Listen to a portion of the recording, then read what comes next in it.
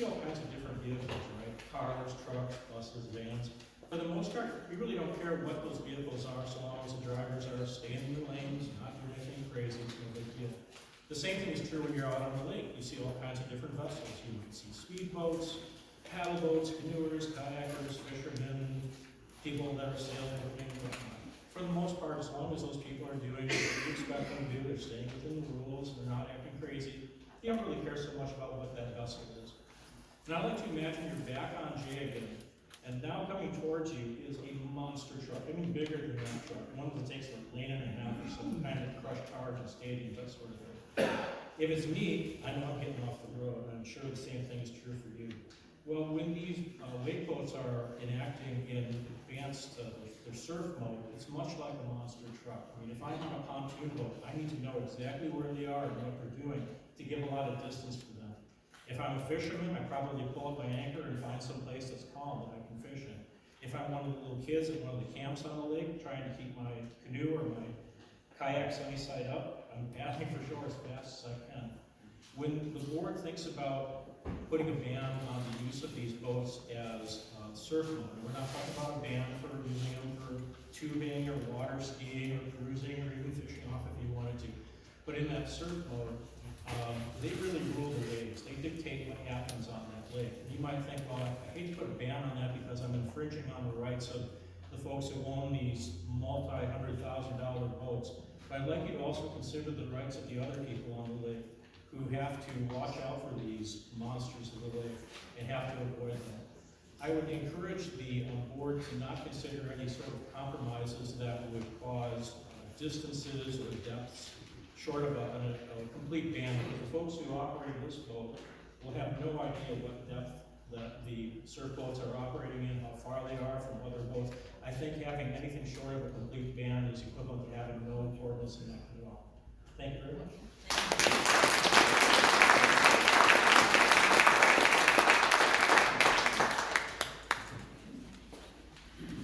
My name is Daniel Bach, B-A-C-H. I live at S18W37136, town of Ottawa, Wisconsin. I am a current member of the Protect Lake Bureau Board. I am a past member of the Lake Bureau Protective Association, was president of that organization for several years. This is not a new issue to me.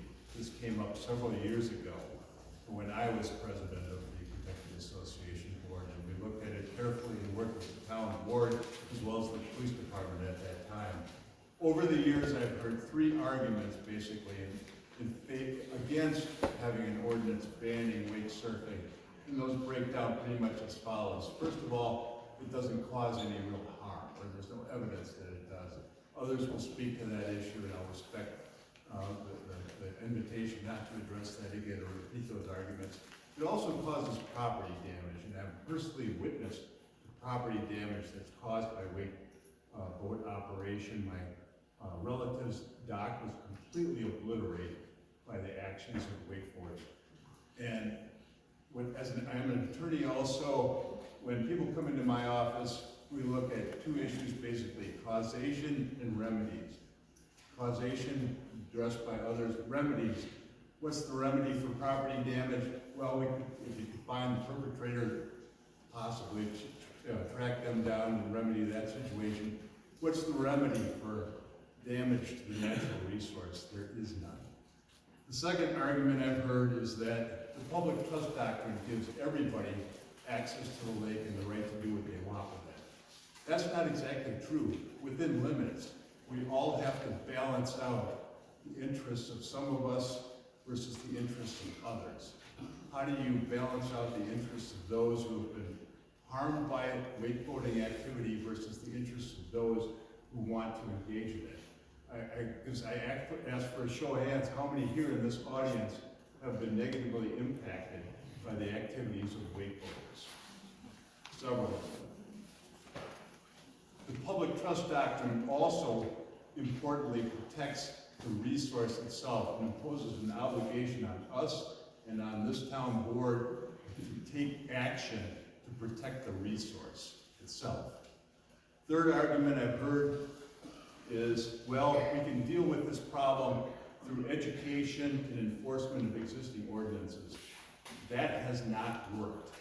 can tell you from personal experience, I sat down with the police chief of the town of East Troy 12, 13 years ago, as well as a member of the management district, tried to enforce current ordinance, which was 200 feet from shore, no wake ordinance, placed buoys out there. This is an irregularly shaped lake. It doesn't work. It didn't work. Thank you.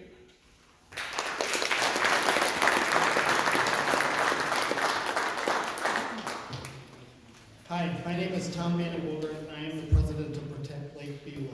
Our mission is to do exactly that, protect the lake for future generations and make sure that it remains the beautiful lake that it is today.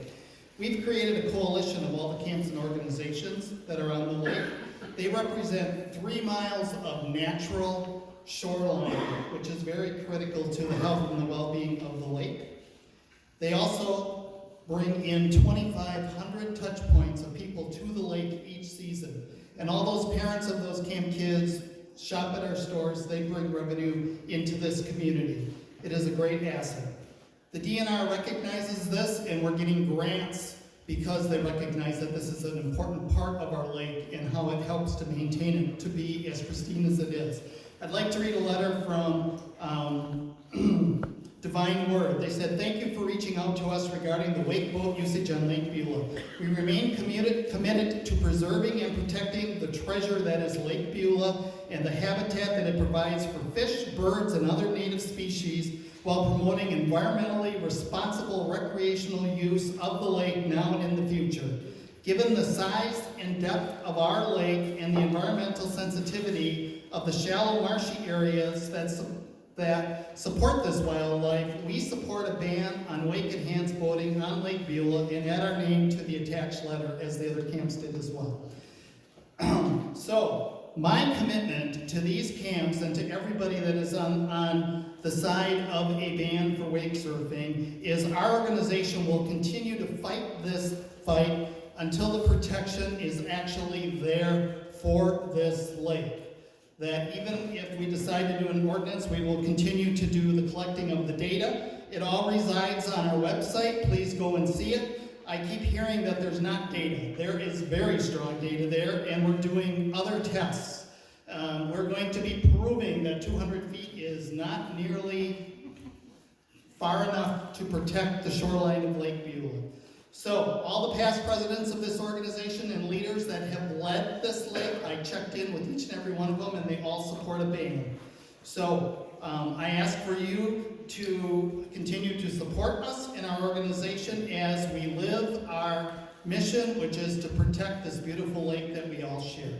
Thank you.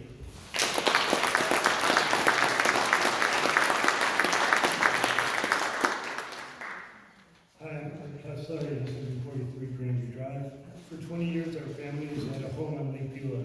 The highlight of our summer has always been sharing time with friends on these waters, enjoying a variety of water sports. My youngest son learned to wakeboard on Lake Beulah. His talent and dedication recently earned him a place on Team USA at the Cable Wakeboarding World Championships in Raleigh. Today, he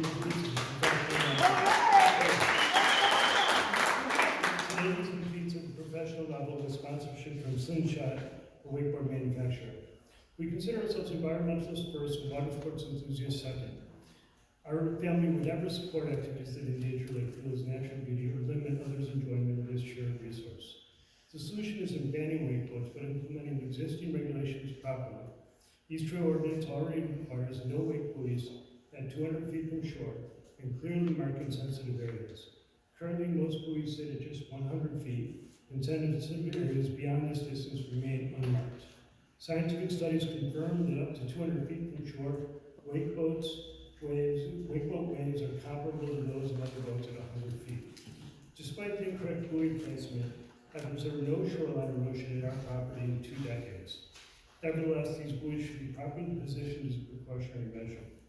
Rigorous scientific research demonstrates that in waters deeper than 20 feet, top wash lacks the power to damage reef beds or disturb ground sediment. The contrary study that's been cited uses turbulent jets creating conditions that have not been replicated in real-world scenarios.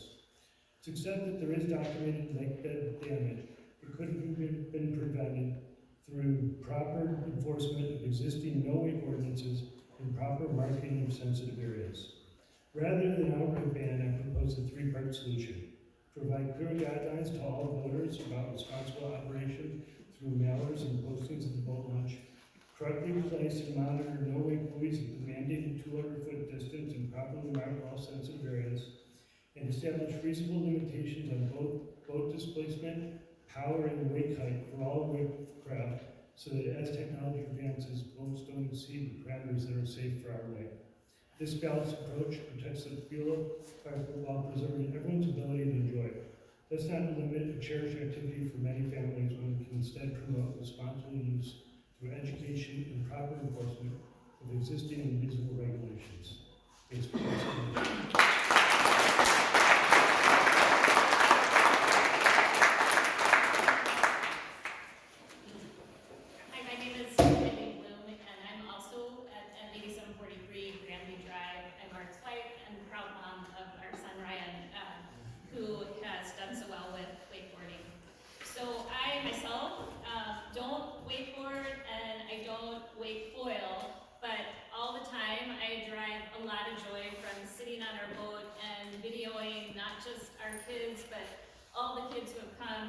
Over 20 years that we've had with this boat doing that sport.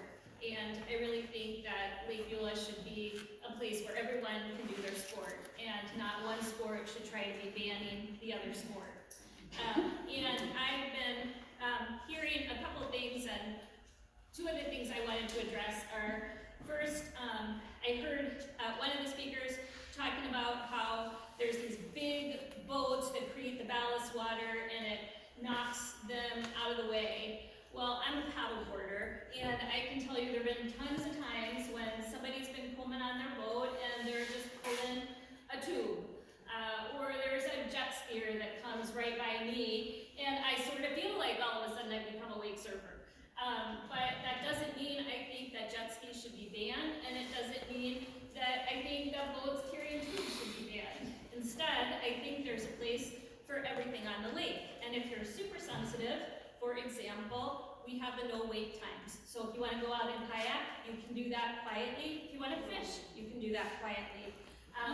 And I do think that the pictures that the other side is showing of the lake, and there's just these purple pink spots where you could do this sport, are false. Those are biased. There's plenty of room on the lake to be able to do this sport safely. The other thing I wanted to address was invasive species, because I do some work in that area. And if a boat isn't leaving the lake, then it's not going to be carrying invasive species here. We've had our boat that has ballast tanks for 20 years on the lake, and it hasn't left except to go off to storage during the winter time and come back. And actually, it's fishing boats that predominantly come into our lake and leave the lake and go to other lakes. And so if you're talking about dealing with invasive species, and the idea that you should ban wake boats is not fair, because really the problem is much broader, and it's really most likely the fishing boats that are causing the problem. The other thing that I'd like to say is there are a bunch of pictures that come up here, and there's some sort of vague reference to the fact that maybe it has to do with wakeboards. There's a lot of other causes that could be the problem, including climate change, including farm runoff. So we shouldn't be jumping to conclusions. Thank you so much.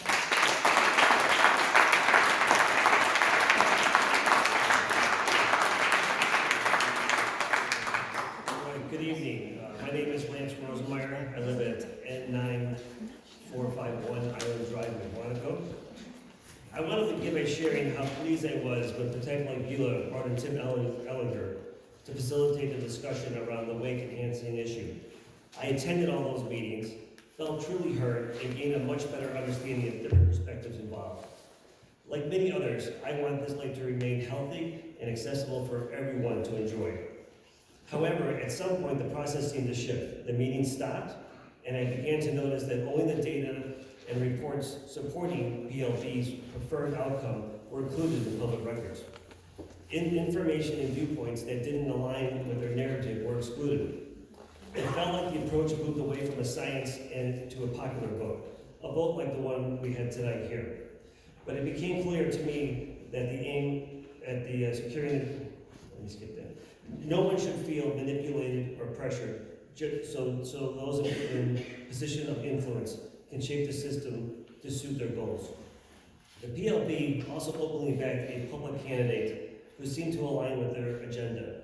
That kind of maneuvering feels less about protecting the lake and more about gaining control. That's simply not right. Now we're seeing a push to implement a ban during the winter months when many residents are away and those who don't live on the lake may not fully grasp the issue or have a chance to voice their concerns. I respectfully urge the board to bring this process back to one of fair balance and transparency. Let's return to an unbiased, science-driven study to truly understand what's affecting our lakes and ensure that decisions are made in the interest of all the people in this community. Thank you.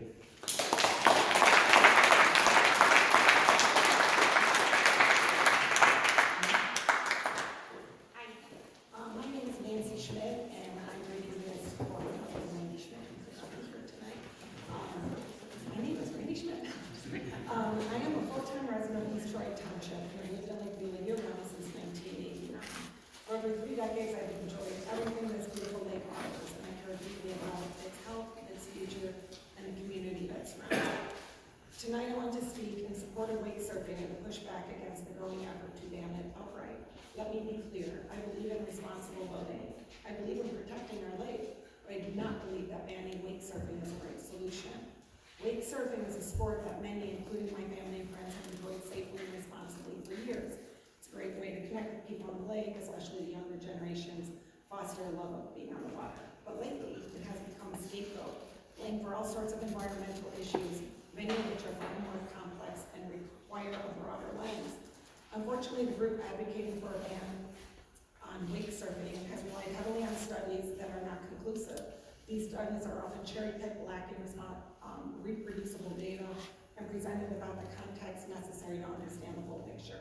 Science should guide our decisions, but it should be sound science, not selective science that supports only one viewpoint. Instead of banning a sport, we should focus on solutions to educate and elevate the behavior of all boaters, just like we teach boat safety and fishing regulations. We can and should teach best practices for wake surfing. Keep a safe distance from shorelines, avoid shallow areas, respect no wake zones, and be mindful of others on the lake. Let's also support further research, independent, peer-reviewed, transparent studies that look at all boating impacts, not just wake boats, jet skis, deck boats that pull tubers, and pontoon boats, not just those from one route. That's how we'll truly understand the dynamics of lake and create policies that are fair, balanced, and effective. Lakeview belongs to all of us. Its future depends on thoughtful collaboration, not division. Let's not pit neighbor against neighbor over a shared love of the water. Let's work together to protect our lake and preserve activities that bring us joy. Thank you.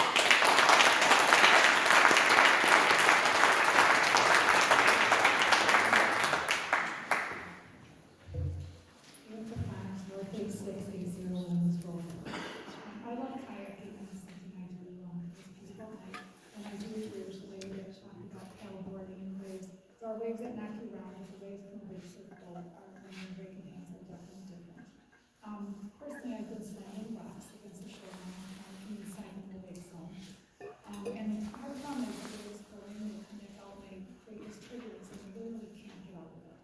The next time that happened to me, I decided to grab onto a ladder of a raft, thinking that holding onto that would be less turbulent for me. It wasn't almost worse.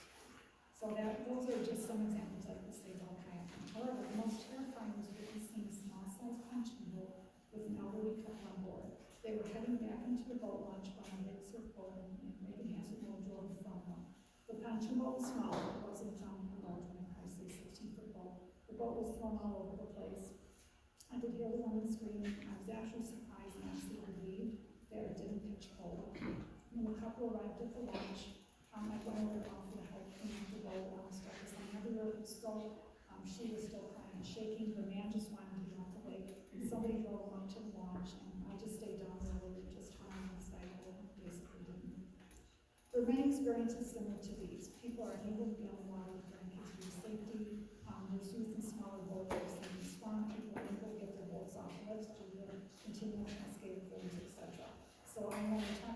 perimeter, we're talking about 220 feet, you're not allowing any of that space for that to happen. The bottom line is like really can't protect itself. The public forum held on March 29th documented significant destruction already on the view. Experts explain how a lot of destruction happened and what will happen if these wake and hens sports continue. We hear a lot of slandering of the fishermen, and honestly, I don't know that any one of us in this room is not a fisherman will be able to accurately pinpoint where the humps are, the views are, the damages are, that are occurring due to the destruction. So I think, you know, knowing what's going on under the lake is kind of like an MRI to me. It's like we have that MRI shown to the doctor, and we see all these things going on, and we just blow it up. Lake Buell is now deep, facing around the lake, you know that. So why are we trying to turn it into something that's not?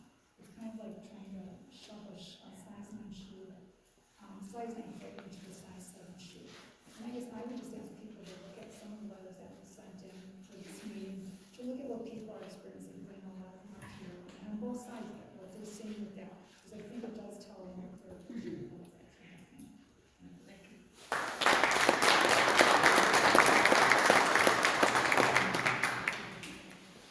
Jennifer Bergen, West 1950 Pastime Lane. And thank you first for your patience in listening to all the work on this tonight. You have been presented with a lot of scientific and environmental evidence on why a wake surf ban would be appropriate for Lake Beulah. I would like to add that there are detrimental effects on the people also. A single wake surf boat in surf mode makes large portions of the lake unusable for other people. The large waves generated by these boats make it essentially impossible for kayakers, paddleboarders, sailboats, canoes, and fishing boats to safely share the same space. Additionally, personally living in a space where it's popular for wake surf boats to circle in front of our house, their waves make it unsafe for young kids to swim off our dock.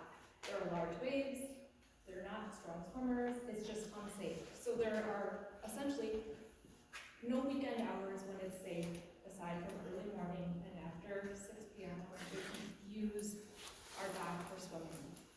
Many times last summer, our son invited friends to the lake with the hope that he could introduce them to the sport of water skiing.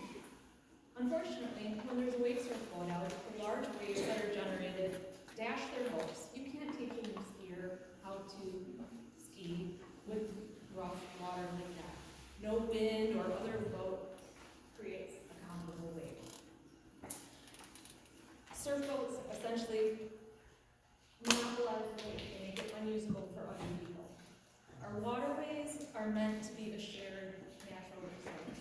We need to share the protection, we need to share the use. For years, for decades, skiers, jet skiers, fishermen, paddlers, sailors, and swimmers have all managed to share Lake Beulah.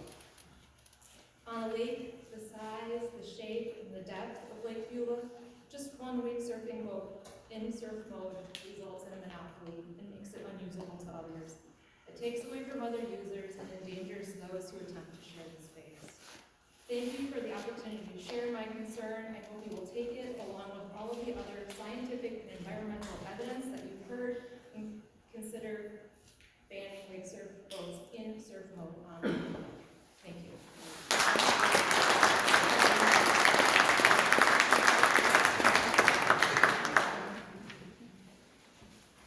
Good evening. My name is Pat Bergen. My address is 1950 Pastime Lane. Some of you probably know I'm the chair of the Lake Beulah Management District. For those who don't know, by Wisconsin law, the purpose of the management district is to protect and improve Lake Beulah. I don't want to repeat anything that the fishermen have said, but I think it's important to know that we've heard from the riparian owners and from the town a little bit that they want us to look into this issue, that they don't necessarily trust the studies that have been done. I think a lot of you do know that we are required to obtain a weed harvesting permit. We've talked a lot about weeds. Why are weeds so important for our lake? That's where the fish live. That is where all the creatures live. It is critically important. They are the canaries in the coal mine. We don't have weeds, we don't have fish, the lake ends up being a mud hole. A lot of you know we do a study every 5 years to get our weed harvesting permit. Our last study indicates a very healthy weed population. What happens when we go look at some of those studies, as we did recently? We hired a consultant. The consultant took an underwater drone underneath the ice to take some footage of some popular weed beds that have been good fishing areas in the past. The areas that we looked at were rated with the highest weed population rating, essentially rated by how well you can rake through the weeds. If your tines are completely covered, that's a heavy weed population. Some of those areas, you could have taken a rake for 50 yards and not picked up a single weed. The bottom of the lake shows signs of extreme damage. So, what are we doing? Based on the results of that observation, our goal is to see if there is a connection between the absence of weeds and surfing activities. We've engaged a consultant with experience in this industry to design a test to determine whether surfing activities can cause damage to the bottom of our lake. Our lake is very unique because of its clarity. We should be able to get a good idea of what's going on and what the prop wash is doing. We will provide the results of those tests when that is complete, which could be as early as June. You've all heard that damage to the bottom of the lake isn't the only issue, so I won't repeat that. But just to conclude, if there's plenty of evidence that Lake Beulah is too small, too shallow, and too sensitive for wake surfing, and we should act now. To the extent that the town board or the folks here don't believe the stuff that's out there, we have a study that's coming out, okay? We are gonna take a look at actual data on our Lake Beulah, the lake that is important to all of us and that all of us love. I would ask that if you doubt the damage to the lake, hold on to those doubts and review the work that we're doing. Thank you very much for your time.